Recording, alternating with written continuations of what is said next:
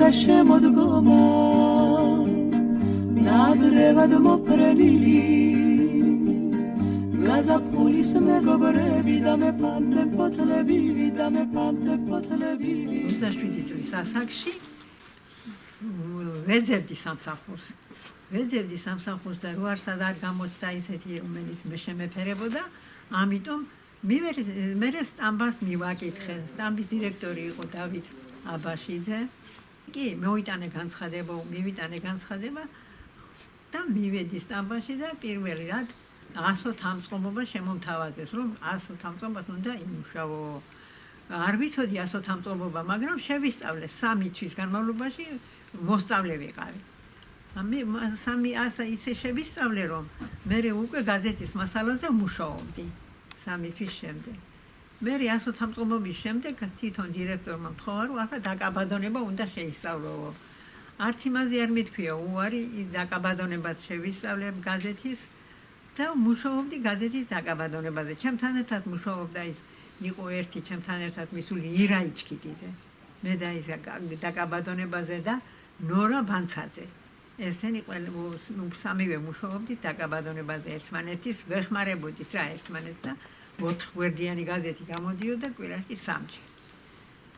გაზეთს ერქვა ლენინის დროშით ეს გაზეთი გამოდიოდა კვირაში 3-ჯერ ეს რაიკომის ორგანო იყო და ძალიან ბევრი მუშაობა გჭირდებოდა ლინოტიპი რომ მიიღო ჩვენმა სტამბამ მაშინ ლინოტიპისთვის ჩვენ არ გვყავდა ზესტაფონიდან გამოიძახა იმან ჩვენმა დირექტორმა მაშინ დირექტორი უკვე ის იყო სევასტი შარიხაძე გამოიძახა მან ერთი სპეციალისტი შეგვასწავლა ერთი სიტყვით ლინოტიპისტობა მაგრამ იმ პერიოდში მარლენი ბურჯანაძე ბაზალეთელი მუშაობდა ზესტიმაში მოსკოვში მუშაობდა სტამბაში და ჩამოსული იყო შვებულებით და იმას თხოვა ჩვენმა დირექტორმა რომ მომეხმარეო მოვიდა მართლა მარლენი მე ძალიანად კარგად ვიცნობდი იმ ბიჭს ძალიან კარგი სპეციალისტი იყო და ის რა თქმა უნდა იმანაც რომ იმუშავა ვაკვირდებოდი ყველაფერი კარგად იცოდა რო გაფუძნდებოდა ლინოტიპი იმან იცოდა უკვე რომ როგორ უნდა გააკეთებინა და ყველაფერი შემასწავლა იმან შეიძლება ასე ვთქვათ რომ ვიყავი პირველი ლინოტიპისტი ჩემთან ერთად იყვნენ კიდევ ლალი ბერაძე და ორივე ერთად მუშაობდით შეისწავლეთ რა ერთი სიტყვით გაზეთზე მუშაობა რთული იყო ძალიან იმიტომ რომ ისეთი პერიოდი იყო დენი ხშირად გამოირთვებოდა ხოლმე და დენი რო გამოირთვებოდა რა თქმა უნდა ლინოტიპის გაჩერდებოდა სანამ იმას რო ჩაირთვებოდა დენი მე იმის გაცხელებას დრო უნდოდა თუ კარგად არ გაცხელდებოდა ის არ იმუშავებდა ლინოტიპი ვიმუშავეთ ასე ძალიან რთულ პირობებში ღამეც ბევრჯერ ვიმუშავნია 11-მდე 12-მდეც კი ვიმუშავნია როდესაც გაზეთს მორიგე რედაქტორი რომ მოაწერდა ხელს რომ დაიბეჭდოს ეს გაზეთი მის შემდეგ მე გააგრძელებდა ბეჭდავი მუშაობას ჩვენ მოვდიოდით სახლში იმ პერიოდში მე ავთანდილ ხინაკაძე იყო რედაქტორი ძალიან კარგი პიროვნება იყო და რომ გვაგვიანდებოდა ხიდამდე მაინც ჩამომიყვანდა ხოლმე მანქანით მე იქიდან მე მეუღლეს და ურეკავდი რომ იქიდან სანამ გამოვიდოდი სტამბიდან მანამდე და ურეკავდი ხოლმე თუ არა ის კი არ იყო მაშინ ეს ახლა რო ყველა ჯიბეში ტელეფონი აქვს ასეთი პერიოდი არ იყო და ურეკავდი და ჩამომიდგებოდა ხოლმე იქანა ხიდამდე და მოვიდოდით მე ბავშვებიც ასე ნინოს მერე კიდე ტყუპები მივიდნენ სკოლაში და მაინც მიდიოდი და ნახევარ განაკვეთზე ვიმუშავებ აღარ შემეძლო უკვე მთელ განაკვეთზე მუშაობა იმიტომ რომ ოჯახი ბავშვები ტყუპები მერე თანაც და ამიტომ ნახევარ განაკვეთზე ვიმუშავე პირველი საათამდე 9-დან პირველ საათამდე ხარაგაულის სტამბაში მუშაობდი 25 წელი მერე გამოვედი პენსიაში მაშინ 50 წლის გამოდიოდით პენსიაში მაგრამ მაშინვე არ გამომიშვა ჩემმა დირექტორმა 2 წელი მაინც მომუშავა კიდე ისე რომ 52 წლის ასაკში დავანებე მუშაობას თავი და მის შემდეგ ვარ ოჯახში და ვარ სულ შრომაში რა თქმა უნდა ბავშვებიც გაიზარდნენ ძალიან კარგი ძალი შემხვდა კარგი ოჯახის კარგი ძალიან მასწავლებელია პედაგოგი ბახარაგაულის რაიონის სოფელ ბაზალეთში მუშაობს ინგლისურ ენას ასწავლის და ასე ვცხოვრობთ 4 შვილიშვილი მყავს 2 თბილისში არიან ელენეს ყავს 2 ბიჭი და 2 სახში ელენე ილიკო და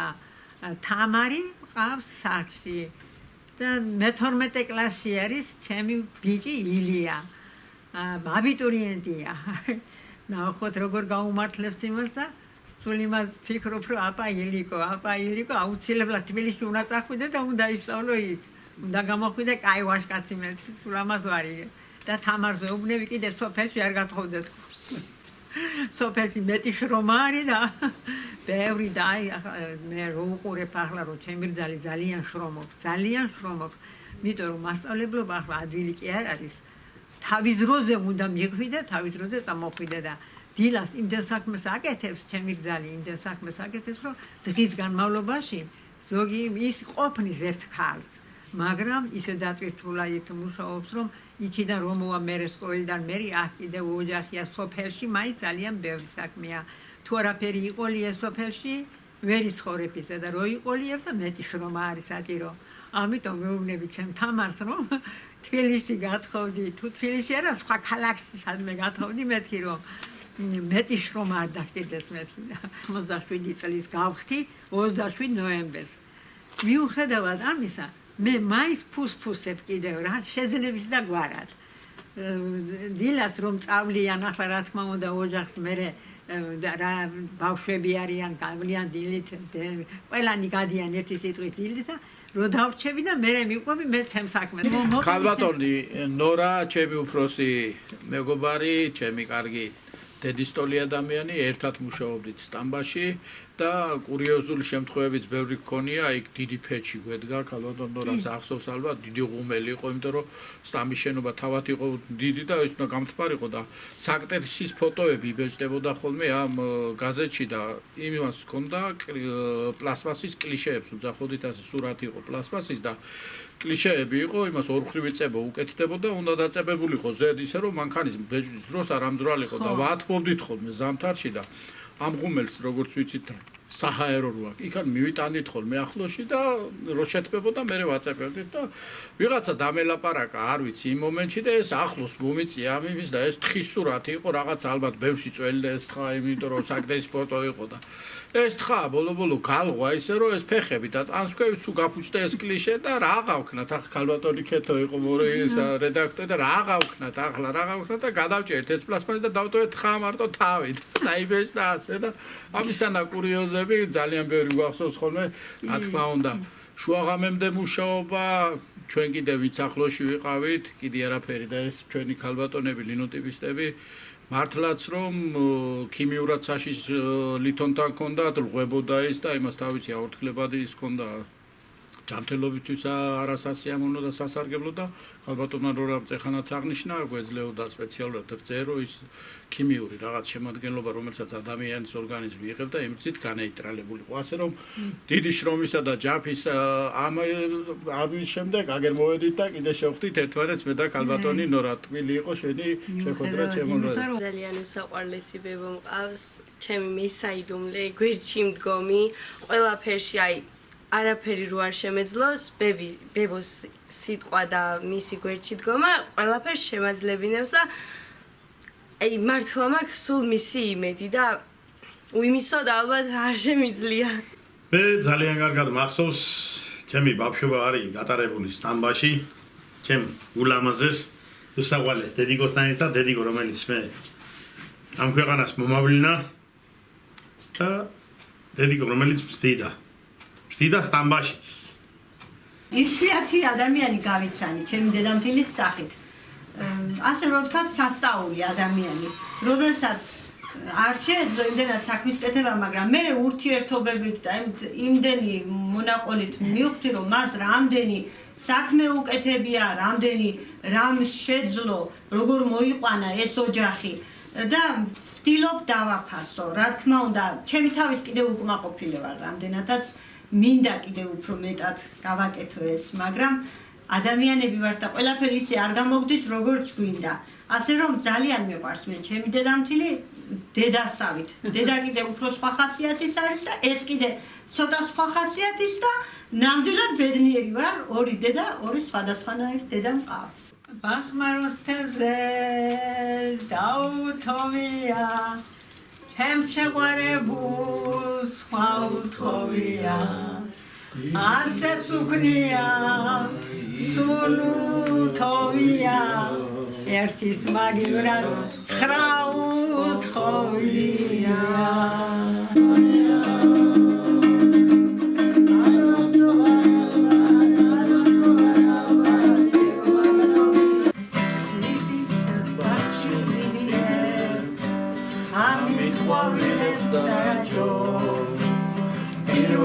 შენ გამიგიმე და მე შენ მაღაბაჩო